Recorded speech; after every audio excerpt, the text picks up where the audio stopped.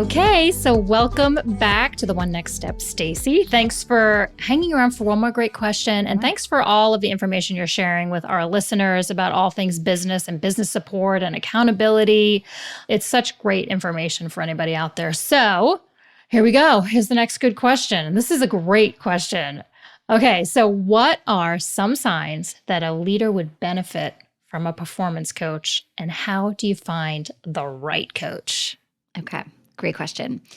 So, I've had a coach, 3 years into the business when I said, okay, I'm going to turn this into a business. It actually got really messy because I started charging. I started to have to pay the rent and all the bills. And I didn't know what I was doing. I had no idea what I was doing. So I actually ended up getting a postcard in the mail. This was way back, 20 years ago, postcard in the mail to go to a business conference. And I had never been to a business conference. And I knew I needed help. So I said, okay, I'm going to go. So I flew from Wisconsin to New York. The homework was read this book before you come, which was the E-Myth, which is probably why I like systems so much. It was the perfect book for that, right? And when I got in that room, I was hooked. I was like, I am never doing this alone. This is just so much easier to do it with people that know what they're doing. And I have had a business coach since then. And that is probably 17 years ago. I've never been without a business coach and a mastermind. And I just feel to say what are some signs? If you want to grow, if you want to be happier in your business, for me, I just want to learn from somebody who's doing it better than me and that can save me time. Mm-hmm. Now, be careful because some business coaches, they might teach you how to make a lot of money, but they might not care about profit margin, or they might not care about freedom. And they might be telling you better work on Saturdays because we've got a work to do here, right? So I always look at who is more in alignment with my lifestyle and what I want, right? I've had some coaches that were a little bit of the hustler, and I'm not blaming them, but I get sucked into, I'm very coachable. So when I watch my coach do something, I model them, and I turn into a little bit of a hustler when I'm working with somebody who's got that mindset.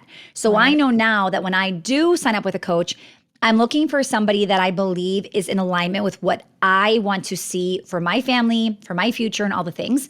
But it's definitely somebody who's already done it, right? They're experiencing it. They're grossing more than I am. They have maybe whether it's a more freedom, more better of a lifestyle, whatever it is, whatever I'm looking for. But that is how I start to figure out who I want to work with next and what that looks like. Yeah. The fact that you've had a coach for 17 years is actually quite impressive. And I'm a little jealous, actually. So obviously I haven't had the same one. And in the business, in the brick and mortar, the dance and music schools, we've always had a specific dance or music school mentor in that space. I always say, get an industry expert as your business coach and get an outside of industry expert. So I actually like to have more than one sometimes. And the reason is because if I just go to dance and music school conferences, I look like every dance and music school out there. So I want to know what's going on in my industry, but I also want to think outside the box. So I'll go to a different conference and I'll bring something back home that nobody is doing so I stand out. So even in my online business, I'm doing the same thing. I'm going, who's in my industry and who's a little outside of my industry that I don't just look like every other online business coach out there. Right. Yeah, that's great advice. And I've been through a similar path where last year, 2020 and 2021, probably the years that everybody needed as many coaches as they could get.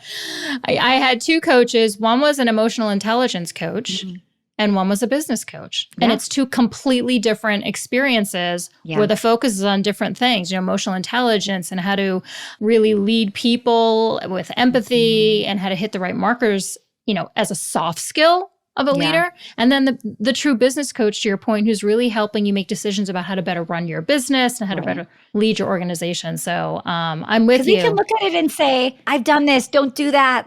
Just go here instead. You'll love this better. And then I feel like I get to skip years ahead of mistakes that I don't have to make. Or the worry. There would be so many things that I would worry about or really fester about a decision I needed to make that was maybe a really big decision. And then you call up your coach and they're like, here's the answer. And you're like, oh, okay, I have permission. That's right. So It's a gift. So thank you. So good. Yeah. Thanks for that tidbit of advice. Absolutely. Guys, yeah. For anybody listening out there, if you don't have a business coach, go get yourself one. This has been wonderful, Stacy. Thank you again for taking time to chat with us today. I can't wait to share this with our audience. And thanks for joining us for the bonus next step. Absolutely. Thanks for having me. Yes. And guys, be sure to join us next week for more practical tips and actionable tools to advance your business one step at a time. Start by making today count.